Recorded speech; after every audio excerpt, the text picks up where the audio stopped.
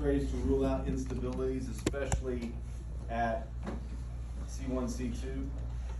If you guys have heard about the open mouth X-ray, they'll take this, and if the odontoid is over to one side, that means it's fractured, and you've got major instability at C1 and C2. That is, you can't do anything if that's, they need to be in surgery, okay? Because they can become quadriplegic very quickly if something happens there with that instability. But that is a problem with rheumatoid, so be on the lookout. If you've got somebody, and this is kind of what boards are gonna do, they're gonna give you a history of somebody with rheumatoid, and they're gonna ask you about ulnar drift in their fingers. And then something else is gonna say something about their cervical spine. What are you supposed to do? Well, you gotta rule, this has gotta be ruled out before you can do anything. And if it's not done, it has to be done, okay? Has to be done.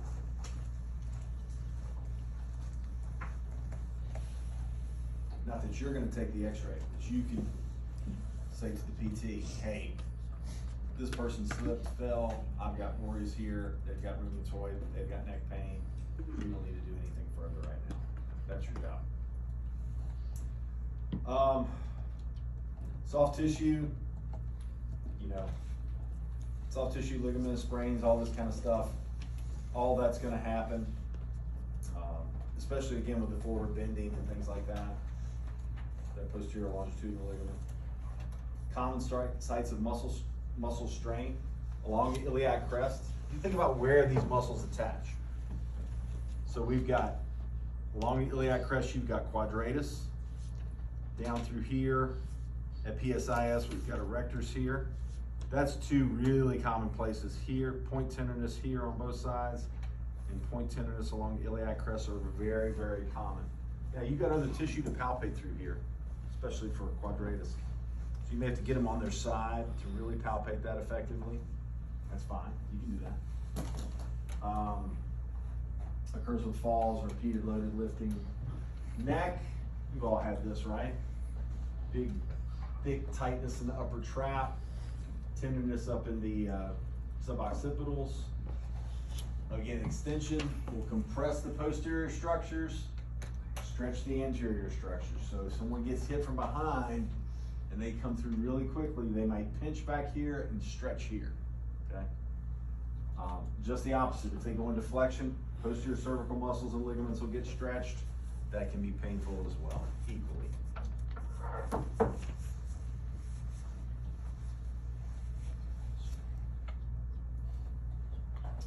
Postural strain, we've alluded to this throughout. Cervical, scapular, upper trap muscles, fascia, prolonged sitting at the computer, texting long periods, you know, all that kind of thing. That's what you're gonna see with that. Structure of the low back sustained with faulty standing and sitting postures, again, tight hip flexors, iliopsoas, all those hip flexors, stretched and weakened cervicothoracic, soft tissue, weak abdominals, and transversus. Always check those things. And if they're weak through there, we need to do something about it. Again, big red flags. Again, these are the board questions they love. Spinal cord symptoms. If they have problems with bowel and bladder, incontinence, that is an emergency to the spine, okay? You cannot do anything there. Recent trauma or fractures have not been ruled out, very similar to what we were talking about with the rheumatoid and the C1, C2. Serious pain that can't be explained mechanically, especially pain that awakens an individual. So I had a workers' comp patient, wasn't my patient, it was one of my employees' patients. It was like 3 months after the injury. And just, I will never forget the sounds that came out of this guy's mouth when she was doing the evaluation. I mean, just horrible, talking about horrible pain. But you know, you kind of think a little bit workers' comp, you might be exaggerating the symptoms, whatever, okay? Well, she treated him for about a week, and again, just horrible pain, horrible pain. She sends him back to the doctor. Guy was dead in about 3 months. Spinal metastases everywhere. Yeah, just one of those that you'll never forget. So MRIs, PET scans rule out cancer. It can happen. It can happen. So don't characterize everybody. Stages of recovery. Okay, so when we talked about your project, your group project, where we have the maximum protection phase, the moderate protection phase, the minimal protection phase, and then the return to sport, work, whatever. This is kind of what we're talking about here. So if we've got an acute inflammatory stage, you know, it just happened a week or two ago, less than 4 weeks. You're gonna see them with constant pain, anti-inflammatory meds, they work during that period, okay? Bring the inflammation down. Acute stage without inflammation, we may be something more along the lines of that postural stuff that we were talking about. But what this would be our maximum protection phase when it is acute, okay? Moderate protection phase in that subacute, maybe have some pain with some movements and certain ADLs provoking symptoms, but obviously they are improving, but they're not where they want to be yet, okay? And that's 4 to 12 weeks. How vague is that for you, huh? 4 to 12 weeks. Then the chronic stage, when we're dealing with spine, you will get people who hurt their back a year ago and still have pain. Because there's so many different stresses there. And there's so much psychological stuff that goes on too. Okay. So that's more in the chronic stage there. But if things fall like they should, you know, you have an acute stage, you have a subacute stage, and then you have minimal protection, return to function, right? This chronic stage is pretty much only seen in the spine, thank goodness. Why? Because it's more complex, there's more going on, we've got nerves, we've got all kinds of different soft tissue that can get affected, and again, we've got the psychological component as well, okay? People who have chronic pain, a lot of times that's all they think about is, I'm in pain, I'm in pain, I'm in pain, okay? Well, then they look at narcotics, they take other medications, they drink, you know, whatever the case may be. You're gonna see all of those things, okay? But the emphasis when we get to that chronic stage, because we know that there's no more inflammation present, most likely, unless it's something they're doing something that constantly irritated, is return to function at that point. I will tell people, if I see somebody in this thing, I'm gonna say, look, I'm not gonna be able to get rid of your back pain.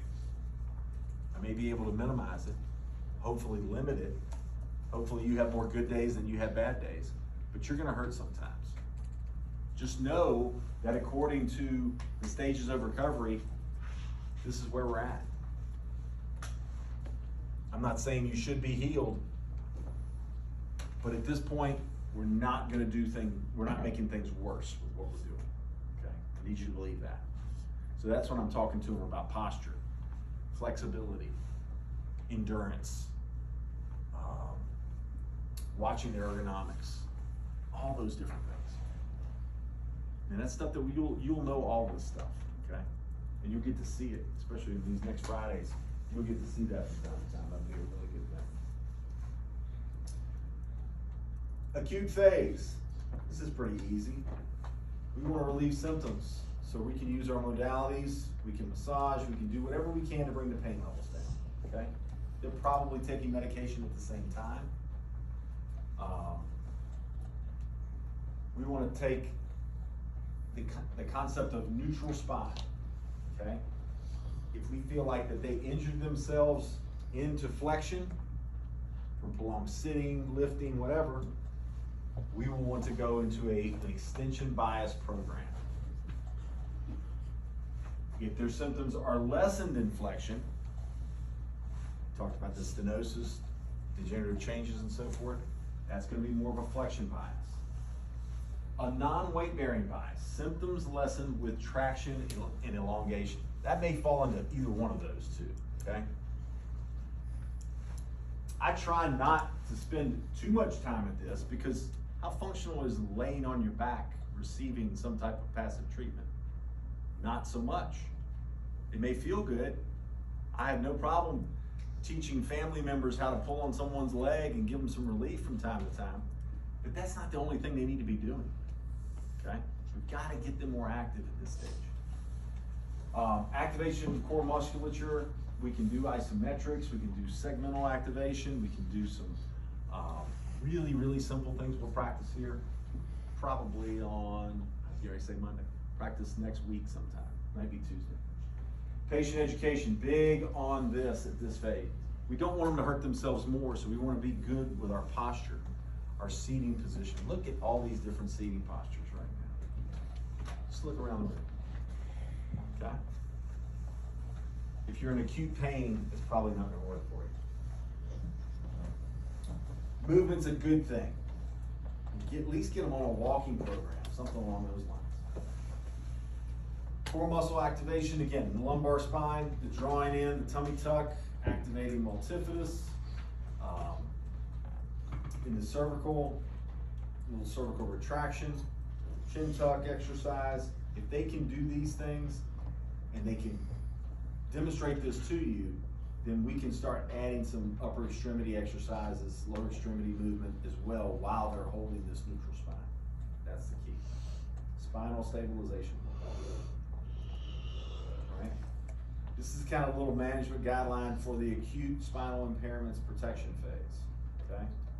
So, who's got cervical spine in the group project, exercise-wise? You do? Okay. You can follow this chart for this acute protection phase, maximum protection phase, or what have you. You can follow that chart and you can do exercises off of this. We're not going to take pictures of us doing E-stem and things like that, but what exercises might be helpful to them? Again, we'll talk more specifics in lab, but this is what we're looking for, maximum protection phase.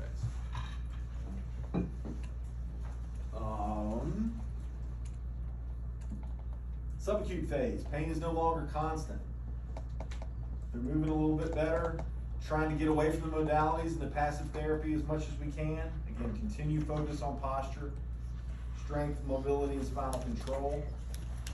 Manual and self-stretching to increase connective tissue, mobility. Stabilization exercises. Hey, hold this tight. Let's move our arms while we're doing that.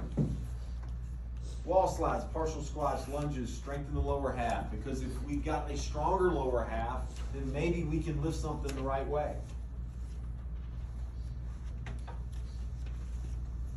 Add strengthening exercises. Cardiopulmonary conditioning, again, blood flow, blood flow, blood flow. That's what we want through here. And here's our nice little chart of what we should be doing. The chronic phase we talked about,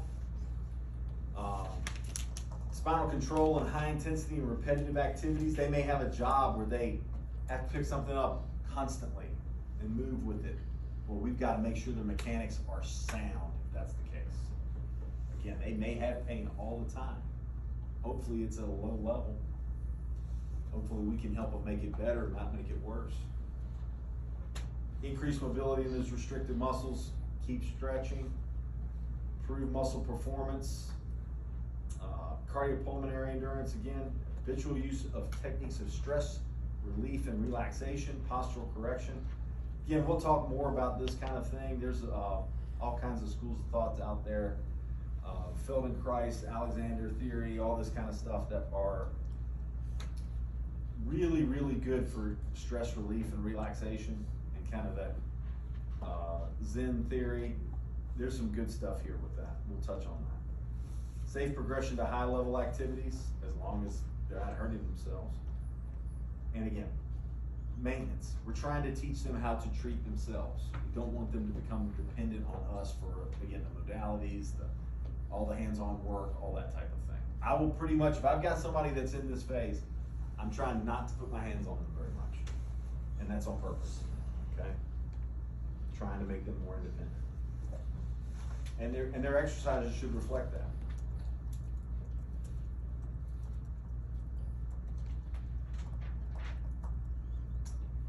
The non-weight bearing bias. Okay, again, you've got somebody who doesn't respond to either the flexion or extension exercises, but they get relief when they lay down.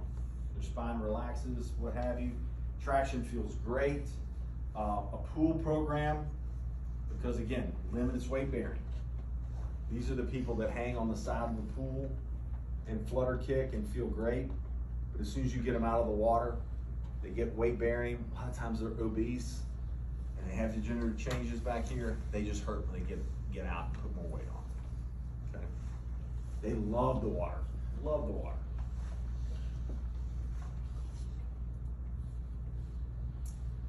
Extension bias. Okay. So let's talk a little bit about these exercises, if we will.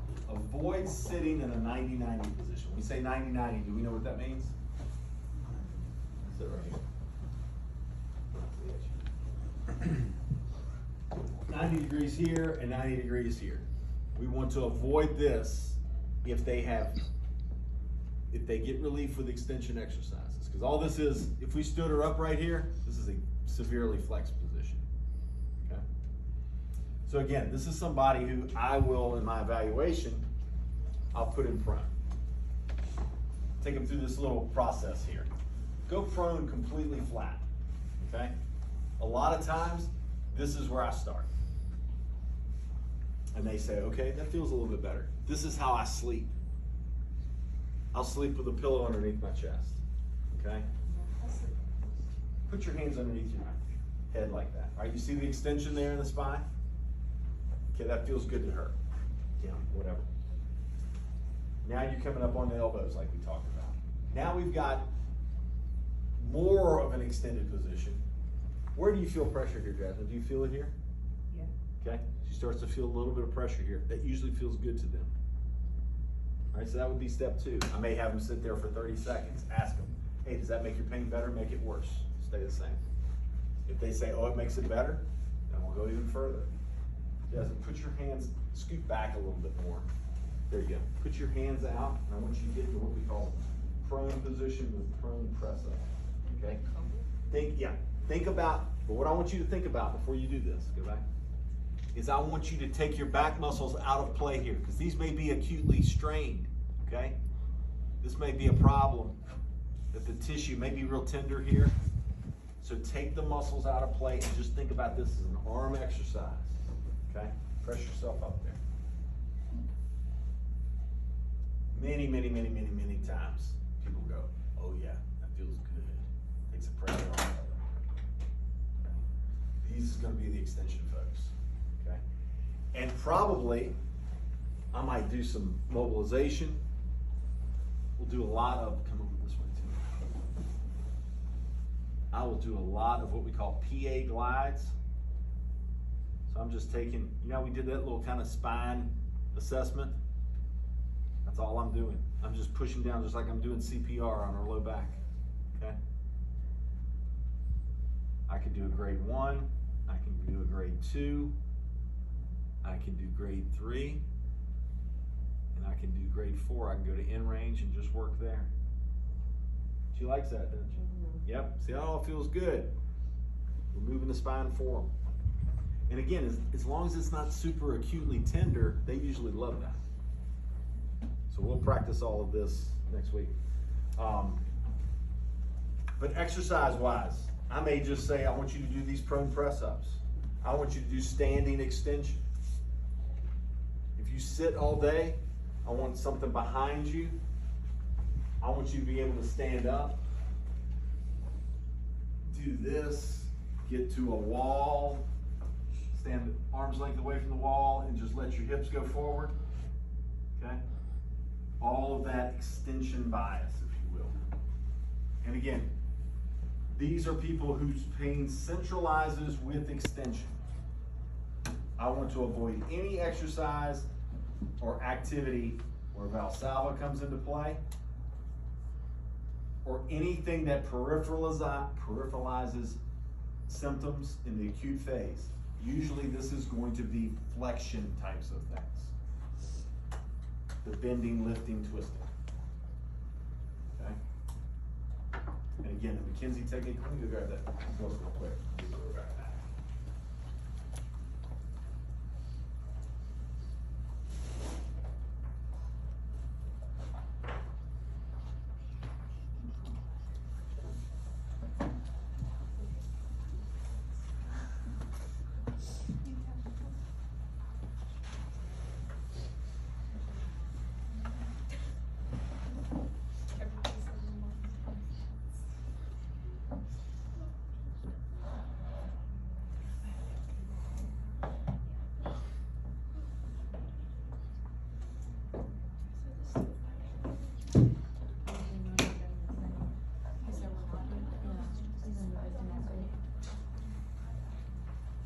I've had these two books for 30 years. You can see how many times I've loaned it out to people. It's just a rag at this point.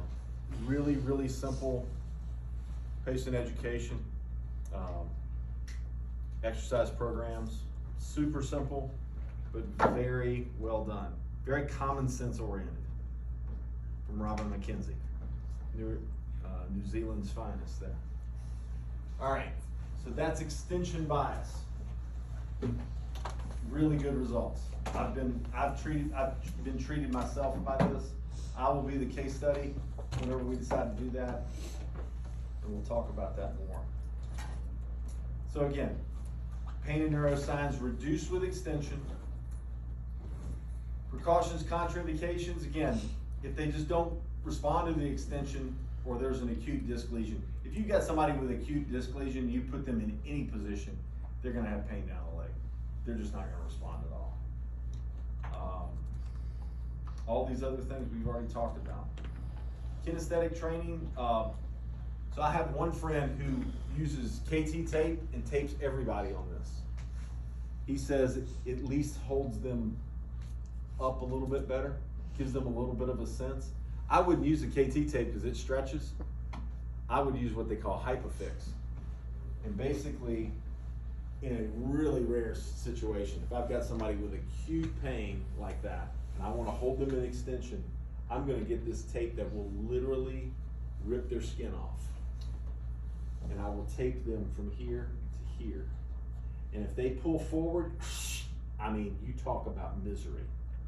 But I'm just trying to hold them up. It's almost like a body cast, if you will. Hypafix is the stuff called. I don't do that much anymore, but it works. How do you get it off? How do you get it off? You pour this little solution on it and it'll come off. It's like duct tape multiplied by 10. Hey, but if you're hurting bad enough, you can do about anything. All right, flexion bias. Again, we said this is going to be more degeneration, seen with the spondylosis and stenosis. Flexion widens the foramina, which gives the nerve room to breathe. Okay?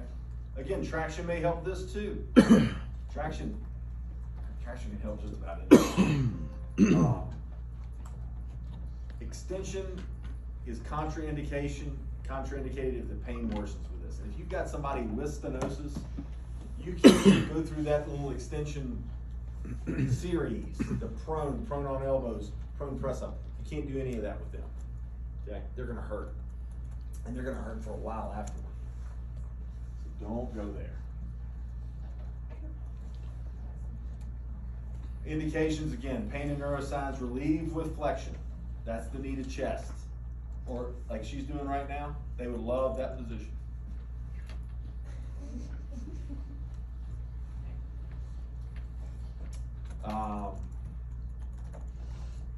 Correction of that lateral shift. Again, I don't see lateral shift with nearly as much as I do with the extension.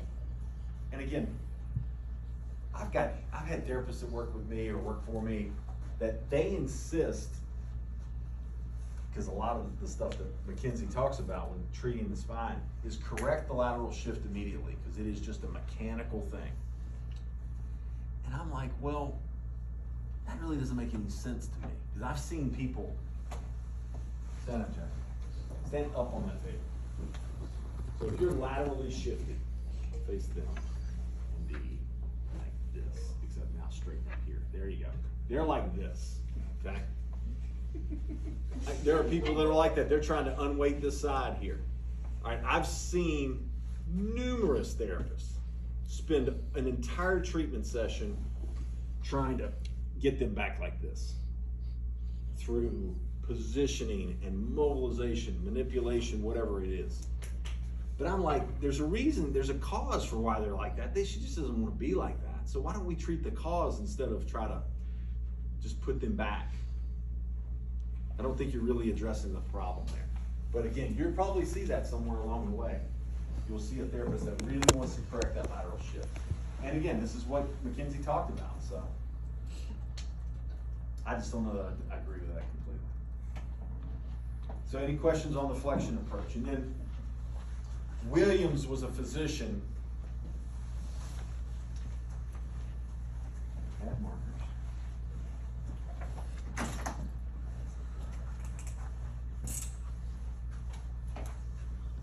So Mackenzie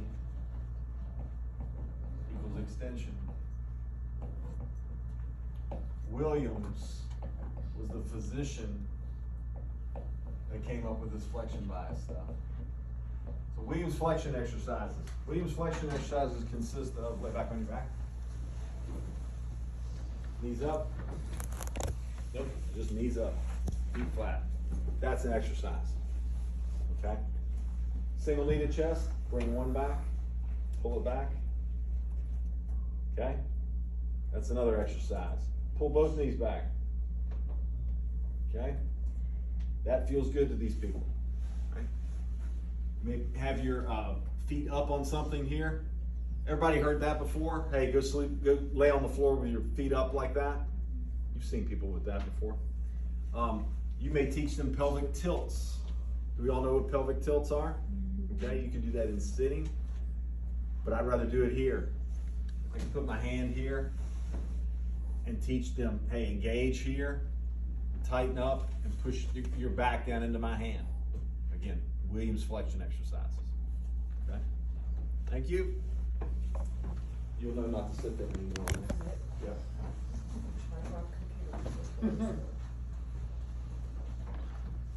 All right, so now we've got our hypermobility and functional instability people. Spondylolysis, spondylolisthesis, people who are super lax. These are our accomplished gymnasts, not the starter gymnasts. Yeah, just. We will treat them with stabilization, which means exercise, or immobilization. Put them in a brace, tighten them up, okay? Can y'all see the slippage here? Right there. No pressure. So, of gymnasts, I think they've done a study that 2/3 of them have spondylolisthesis at a competitive level. Do we have any competitive gymnasts in here previously? No? I'm missing something here, obviously.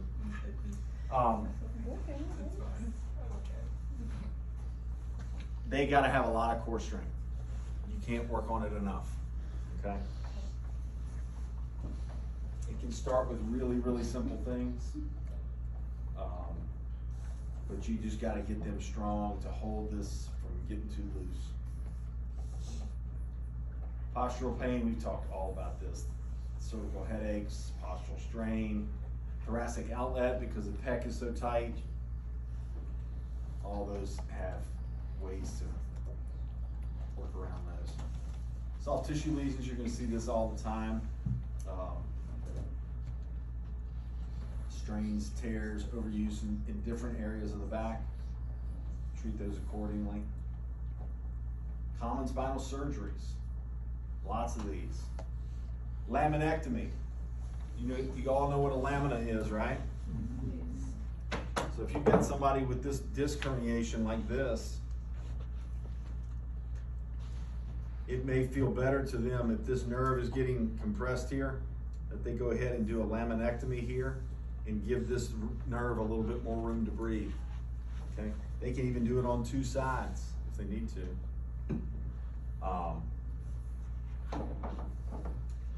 Again, at that point, you're just treating the instability at this point. Anterior cervical disc fusion. Anybody seen this before? Somebody that's got a scar right here on the side of their windpipe, you can't even see it usually. They will go through here, move all of this to the side, and they will treat the disc because it sits right here. You cut open, move everything over, you can get straight to the disc here. You can take out the bad disc material if you needed to, whatever. They can do a fusion. They can take bone paste. They can put in rods, plates, screws, whatever they need to do to stabilize this. Transforaminal lumbar interbody fusion. They will take and make an incision right here, move all the guts over to the side, go in, take care of the disc, whatever they gotta do, stabilize, however, okay? Is that caused by genetics, or is it like still from overuse, or? These are usually gonna be chronic conditions that just don't get better. And it could be congenital, it could be prolonged bad posture, lifting, whatever the case may be. Yeah. So, obviously you got some wounds to think about with these, right? You're gonna have a wound here, you're gonna have a wound here.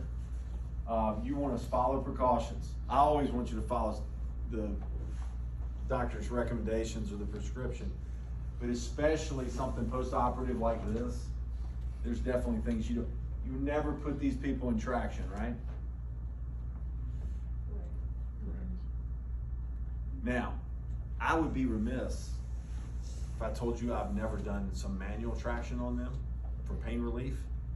Sometimes it just feels better that you just pull on it a little bit. I'm not doing this right after surgery or anything like that. Let's say they've had surgery 6 months ago. They still have some pain. I might do some cervical traction as a way to take some pressure off of something that makes it feel better. But I'm not putting them in a traction device. No joint manipulations in that region. We're going to avoid excessive extension with the laminectomy. Again, what we're doing is basically creating spondylolisthesis. Give it a little bit more room to breathe, room to move, but we're not going to keep hammering it into extension because we know that's going to be problematic. Again, walking, supine exercise is really pretty easy stuff to begin there, and we can progress from there.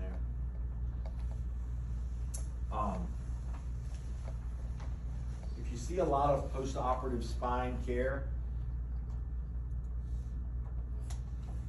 it's going to be interesting because there's a lot of doctors that don't really do much with physical therapy afterward because they think we're gonna do something to mess it up. I don't agree with that, but it is what it is. Again, the biggest thing about treatment of spinal pathologies from your guys' perspective is I want you to educate every single patient that you get your hands on. You're gonna educate everybody, but especially spine patients, because more times than not, these are overuse conditions due to bad posture, bad lifting, bad mechanics, okay? Treating the impairments, right? Treat what you see, okay? If you see somebody and they have tight hamstrings, do we know if that's what the cause of their back pain is? Nope, you don't. But it's a pretty good chance. So why not address it? Okay, I have a question. Yeah. So like, when you're putting together the treatment plan. Yep. Okay, we talked about how like, we focus on the problem at hand, but then we focus on other things like around. Like, we have the knee, if we have a problem with the knee, you look at the foot and ankle as well, because it influences it, right? Sure. At what point do you start to like, incorporate the other stuff into the treatment plan? Right away. So we talked about how if I've got somebody and they hurt themselves because they lift 50-pound bags of concrete from the floor, they work at Lowe's, Right. and they gotta pick stuff up and put it over here all day, every day, Right. and their back hurts. I'm gonna start treating their legs right away. I'm gonna start working on their quad strength, their glute strength, because they're gonna have to have that to be able to do what they need to do. So I Is guess- that what you're asking? Yeah, like, Yeah. does it depend on the patient? Like, Totally do you depends on the patient. Immediately start on the problem area at hand, or do you start on the problem? I will first focus on the acute pain. That's why they're there to see you. Get that under control as best you can. If I have movement issues, I'm gonna work on that. I can work on that right off the bat. When I get to strength and function, then that's when I start working on, and I may be able to start that on visit too. It just depends on how much pain they're in. You know, if someone gets sent to us, that's why I think, you know, if we can promote ourselves as a profession, why don't they send us somebody who has 4 out of 10 back pain, instead of just handing them a pill and say, well, here, take this pill and your pain's gonna go away. Well, yeah, but what got them there in the first place? Because they got bad mechanics or the poor mobility or whatever the case may be. So that's kind of my whole 2 cents on that. Is just the earlier we can get them, the better off they can be, as far as I'm concerned. But it all depends. Love that answer. Yep. It's a good thing we don't have like fill in the blank test, because y'all can just put it depends and be right every time.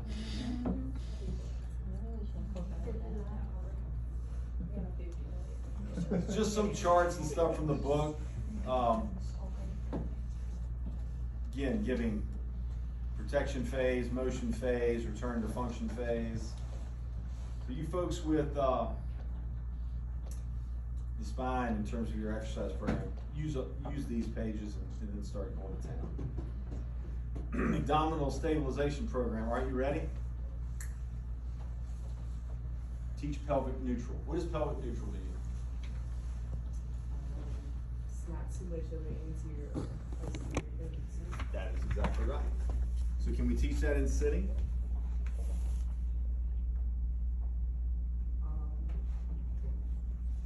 Yeah. I like to teach it just like this. So on that. Does that really let you slouch at all? No. Nope. But it doesn't let you like anterior. That's right. You have to sit with pretty good posture in order to maintain balance on that, right? Yeah. You can't slouch on that. Not gonna let you. That's one way you can do that. Work on isometric contraction of deep muscles. When I say deep muscles, which one am I talking about? Transverse. Okay? So I can start that, have them in a supine position, and I say, I'm getting ready to punch you in the gut. Tighten up. They get that very quickly. Women get it a whole lot quicker than guys do.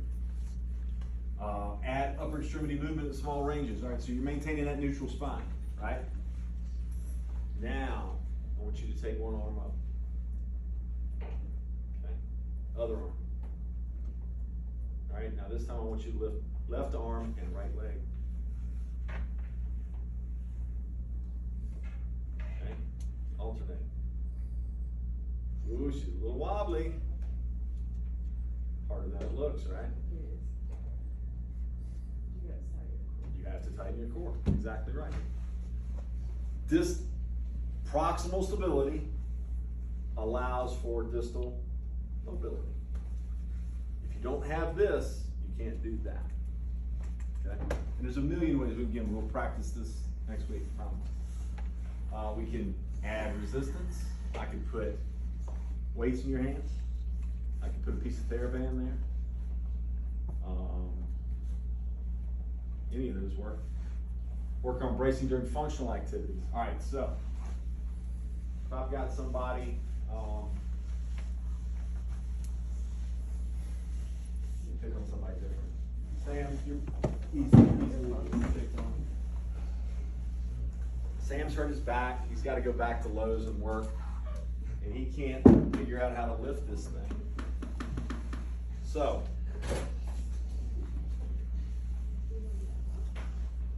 hold that right there, okay? You feel any stress in your back with that at all? Okay, move it 3 inches away from you. You feel, that's a long 3 inches. You feel any stress there in your back? Keep going a little further until you do. Probably about here. Okay, good. So that tells you right there, you don't wanna do that, right? We wanna keep that as close to us as we can. Right? So set that down for me. Smarty pants. All right, how do most people do it? Like that, right? They just bend over, set it down. So we talk about keeping your back straight, using your legs, not your back. So, if I've got this and it's kind of oblong like this, and I want you to get close to it, how do you do that? I take steps up to it. That's right. And then you get wide, right? If you get wider than whatever you're lifting, you can get closer to it. You'd agree with that? Yep. Yep. Now go down with a straight back. Good. And then the other thing I always try to tell them is, all right, turn around and hand it to me. Can't twist with a load, ever. So, take baby steps. Keep the weight centered on them. And there we go. All right, that's something simple that you can teach just about everybody. Thank you. Did you ant me because you told me to do that, or did I just do it wrong? No, you just did it wrong. But everyone does. Twisting with a load is really, really dangerous.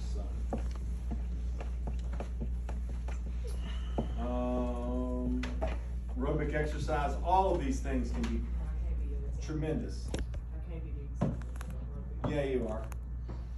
Just kidding. But I mean, aerobic exercising is fine. Everybody that comes in to see me, I'm gonna put them on the treadmill, I'm gonna put them on the recumbent bike with a nice supported back, or the UVE with a good support. Nobody's getting a heating pad on them the first thing. They may get that dessert at the end, but we're gonna make them work beforehand. All right, anybody have questions? No questions, everybody?